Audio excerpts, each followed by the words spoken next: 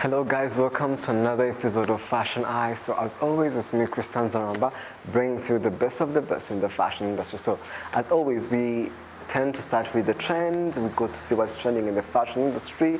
You know, the more red carpets and celebrities on the red carpets, news that are trending in the fashions. And we also have to the interview segment where we sit down with different people, we visit their brands, we sit down with models, we sit down with the creativity people in general. So we also have our Style Star where we get to know what's trending on the streets in terms of fashion, what you should wear, what you should buy, some ideas to teach you and how to be fashionable. So let's start with our show. As always, the trends. We'll be right back.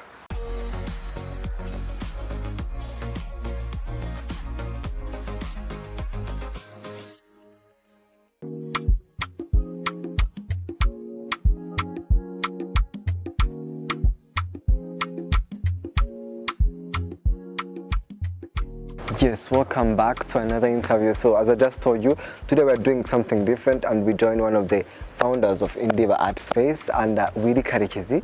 We are here at his place to know more about his art and what has been doing. So to know more about yourself, so we can start by telling us a little bit about you. For people who have seen you, we probably know who you are, but for people who have seen you for the first time, to know you more. Thank you so much, Christian. My name is Willy Karekezi. I'm the founder of Indiva Art Space, and I'm also an artist, and sometimes I do collect artworks and many other things. I'm trying to be an entrepreneur as many people are these days. So yeah, that's basically me. Yeah. When you arrive at this place, it sounds like an art studio. This is like an art place. I want to know, how did everything start for you? Like, how did this we see here, the art, the drawing and everything, we want to know, how did that start? So basically, for me, I used to work in another gallery, and for a certain reason, the place closed. And then I was just on tour. I was doing exhibition abroad, Rwanda, and other places. And when the corona started, I found that I'm missing a place to exhibit my work. I didn't have any place to showcase my artwork and also to contribute to the Rwandan art scene as somebody based in the country. So when I was thinking about that, I just thought that there may be also other artists who doesn't have places to exhibit or to showcase what they do. So that's when I got the idea of just developing a space where many artists can come and showcase their work, doing exhibition, because this place now is hosting like a lot of artists. So for me, the goal was just to find this place where Rwandan artists can exhibit their work, and not only that, and also where they can exchange their thoughts. So with that, I can say we have been successful with that kind of things. So now what we are trying to do, we are trying to bring our artwork internationally, because we have to go beyond the boundaries. So now that's the main focus we're trying to focus. Yeah, in a minute you're going to be seeing some of your artistic work. But I want to know, when did you know you have the talent? When did you know this was your thing? You are going to be an artist and be creating such an amazing artwork we have seen. When did you know that?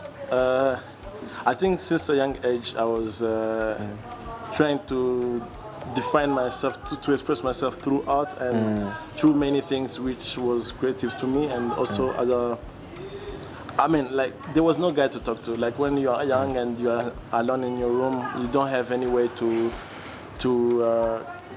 communicate to yourself. So the only way was just for me to push myself into something creative. So I was doing comic book, and then as you grow, you feed your eyes, you see a lot of things. So as now I still feel like this is not my limit. I still have a lot of things to do. So I still believe that we will go beyond this. So, man, maybe tomorrow find me as a pilot. So I don't know what I can do. How do you end up having this such beautiful place, like amazing artwork? One, see what you have behind. So much creative things in your place. Like, tell me, how did you put together create such a beautiful place?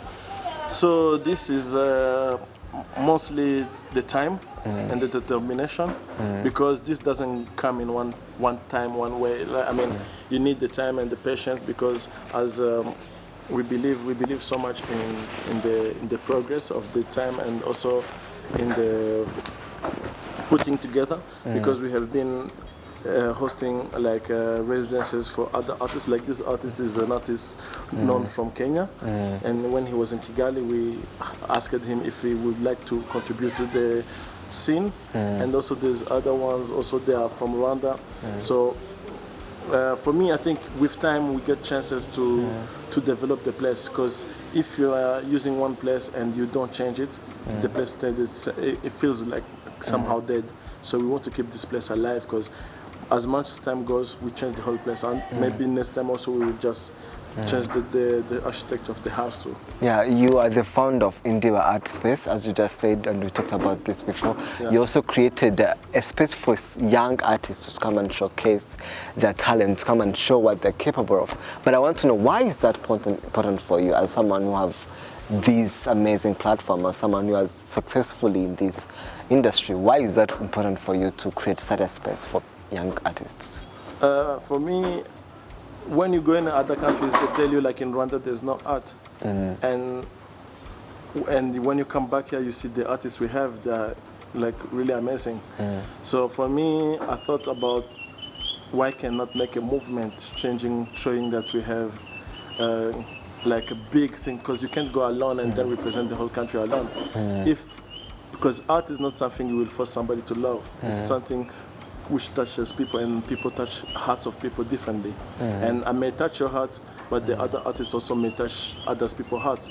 So if we're a big movement or big group of people, that will help many people to know that in Rwanda there's something. Because there's people who like my art, there's people who like the art of other artists we are working together. Yeah. So it's always a balance. So if we are all of us on the big screen, that will represent the whole country. So it's not only about one person. Because for me, the way I am, I don't like to be selfish, because that's a selfish move. If you are successful and you don't support other people, I found it's a loss of time. Because the goal is not to live forever. The goal is to create something that will live forever. And if you create artists like that, they will live forever. How would you describe your art? Like, for a person who sees your amazing like artwork there, how would you describe that? Tell me, what's the story behind it, and how do you even come up with creating an artwork? For me, my art is, I can say, contemporary art. And it depends. For me, I don't like to label something I do, because I feel like I'm limited. So I just want to do whatever is doable. But mainly, I like to give a message behind my work, because every time you do something without a meaning, for me, I think is a waste of time. So every time we give message through our work and talk about the untold story through our work, so I believe every work you have to do have to say something. Sometimes doesn't have to say something, because you can be inspired to do something meaningless, but you still want to do something.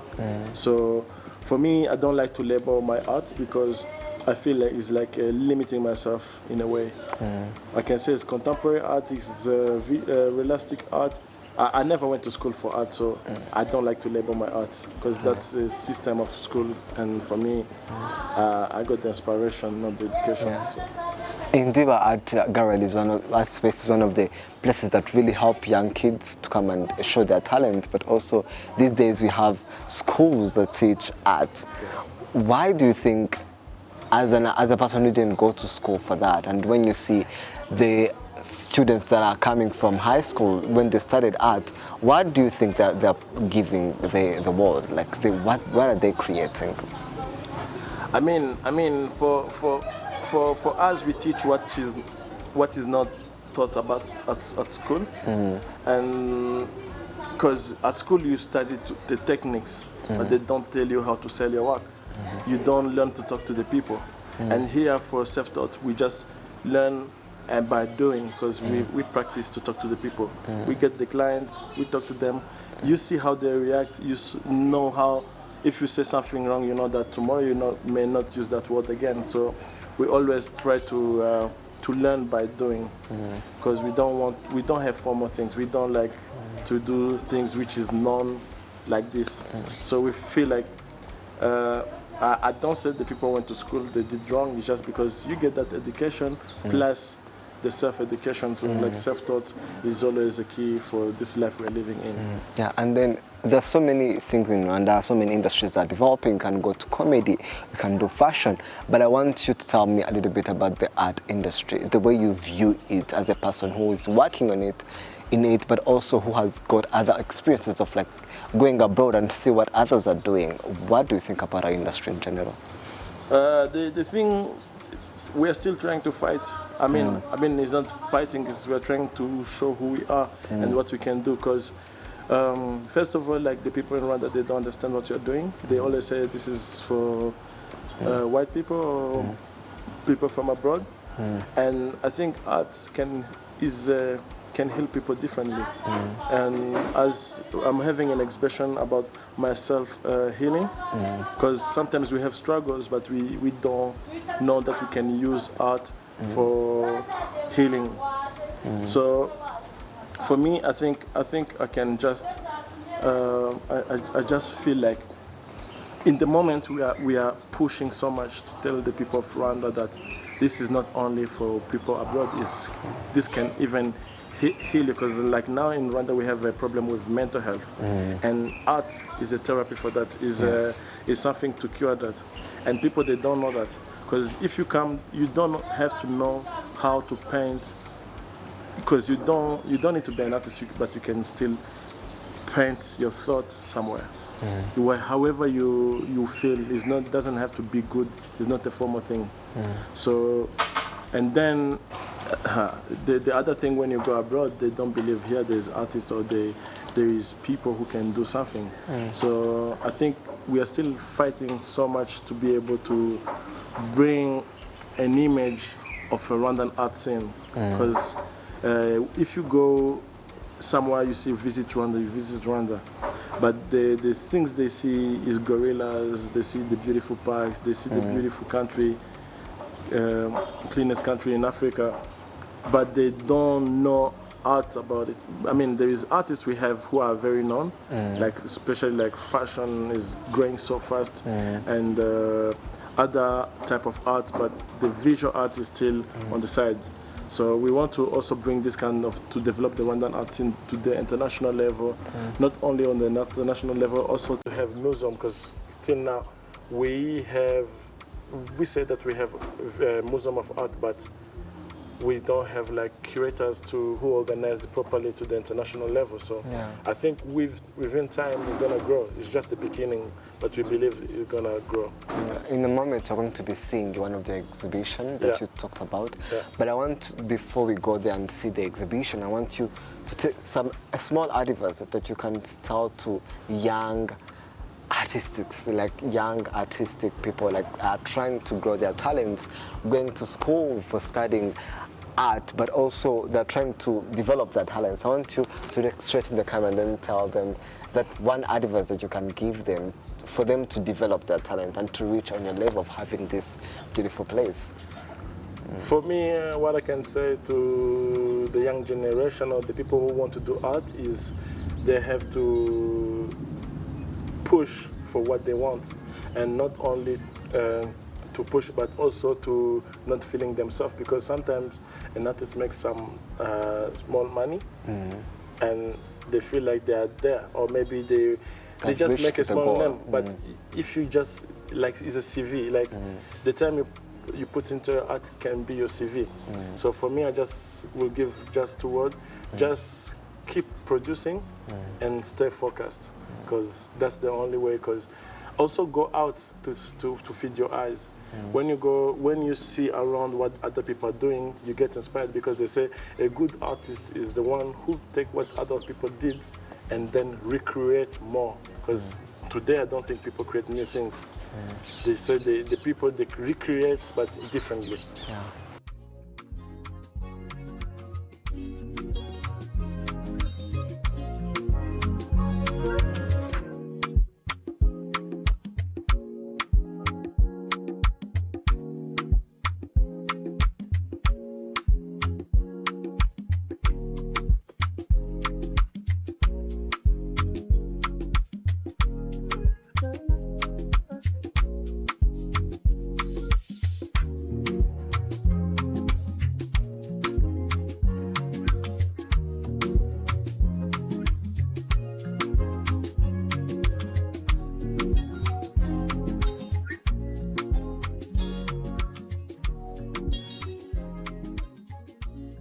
So these are some of your artwork and the new exhibition. So we want to know more about the inspiration behind this collection. If I could call it a collection, I don't know. So you could let me know what was the inspiration, because we are seeing some thoughts, the power, wondering some of the crazy like names someone would think of. So tell us, what was the inspiration behind this collection?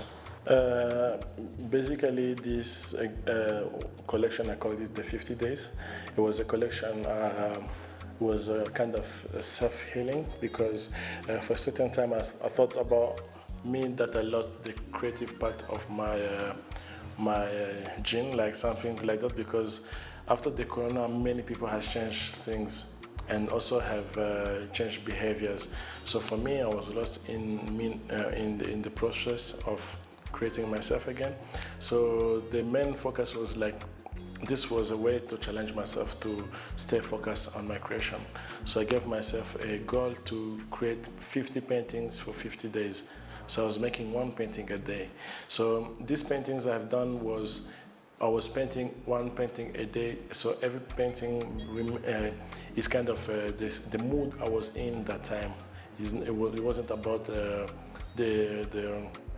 anything specific. It just, I wanted to keep myself busy creating. So that's how I end up, like every day I was just creating, depend on the mood. I didn't want to stop painting. I wanted just to create. And yeah, I didn't have anything in my mind. It's just because I was like, let me just create, let me just do something. So you talked about you created one per day, but I want to know, like this one, the thoughts or maybe her power. I want to know, how do you create such a beautiful artwork in a day and also pour in all your thoughts and all what you want to represent in that painting? For me, I believe it's a discipline, like, because you have to know what you want. And if you know what you want, then you know where you're heading. So for me, my main focus was whatever happened during the day, I have to do a walk. And also this was going with my day, like a day I could talk with somebody who have a powerful thought. And then when, in my mind, I just create an image. Like when I'm talking with somebody, I just create image. That's my work. I always create image through my mind. So what happened, I could just develop the concept by just pushing myself to the boundaries, and then I just name it after, because I was like, what was the inspiration when I was creating the painting? So that's how I came up with the titles, the work. And sometimes I didn't even have inspiration. This painting, you will see, I didn't do anything because I felt like I'm not inspired. I just painted, and then there's some entitled you will see, just because I just wanted to focus on the discipline of creating. So I didn't have anything so specific. So that's how I just started with this. Yeah, let's talk about her power. I want to focus on this because you probably said it earlier, like the women do inspire you, and we have seen so many art about women, women bodies and everything. So let's talk about this a little bit, because I've seen so much. They can't go similar like those three, but let's talk about this. And what was the inspiration? And tell us, what were you going about at this art? I believe God is a woman in a way, because I remember when I was painting this, I was inspired. Do you know music of Kendrick with Caesar? Yeah. So you see that the woman was taller, there was like other creatures. For me, I was talking about the God. We always say in Kinyarwanda, the God of Rwanda goes away and come back to Rwanda.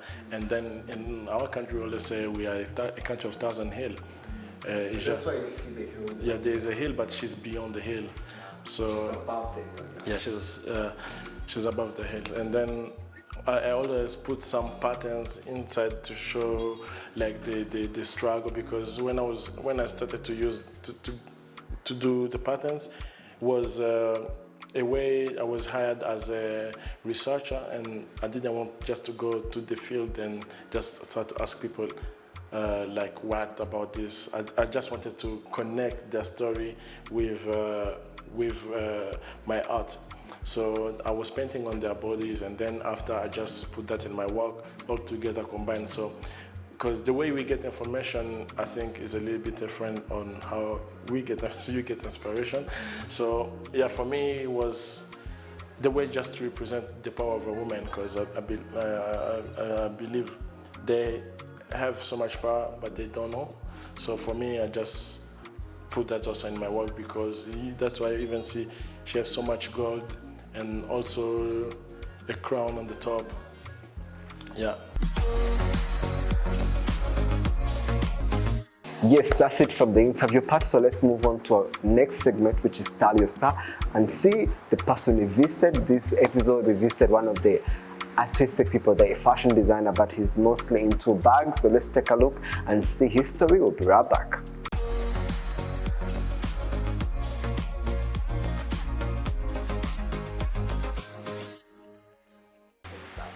Okay, I'm Ahirwa, so I'm fashion designer and art. So I combine art and fashion. So I can say it's a long way when I started this, but day by day things gonna be changed. As I started this in 2020, so we're in lockdown, so the job will stop, and I started thinking, what can I do if the job will stop? So I tried to think more things I can do about fashion, because I'm in love with fashion. Fashion is my life, so I can do everything. I can give sacrifice for fashion, for improving.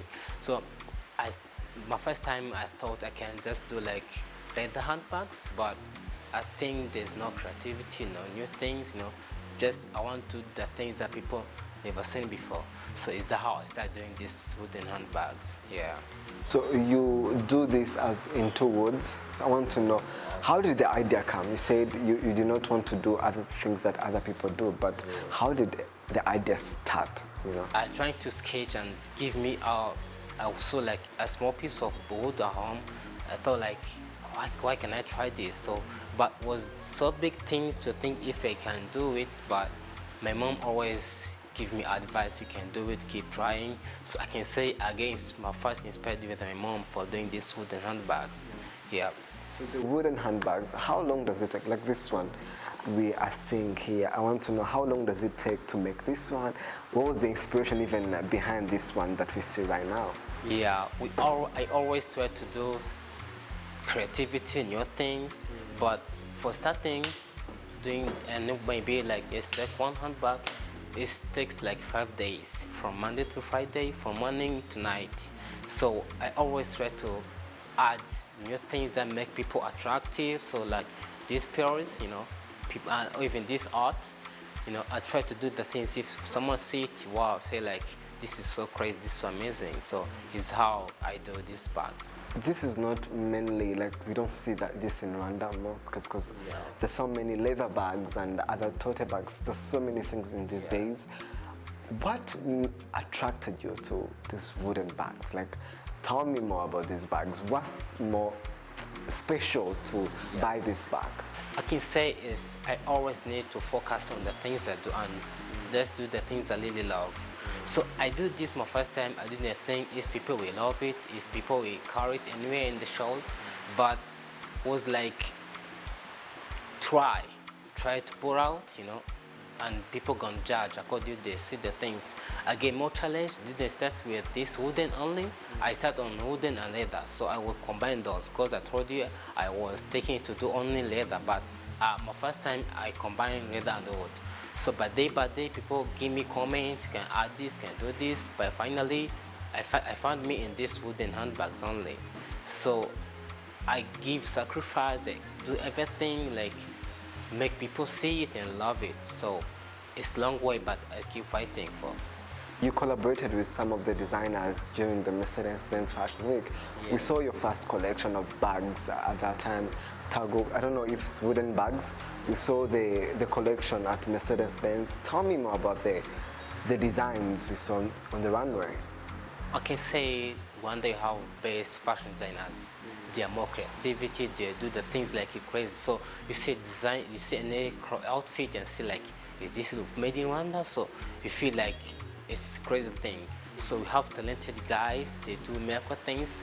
But for a part of being in Mercedes Fashion Week was like, I didn't feel like I was enjoying it.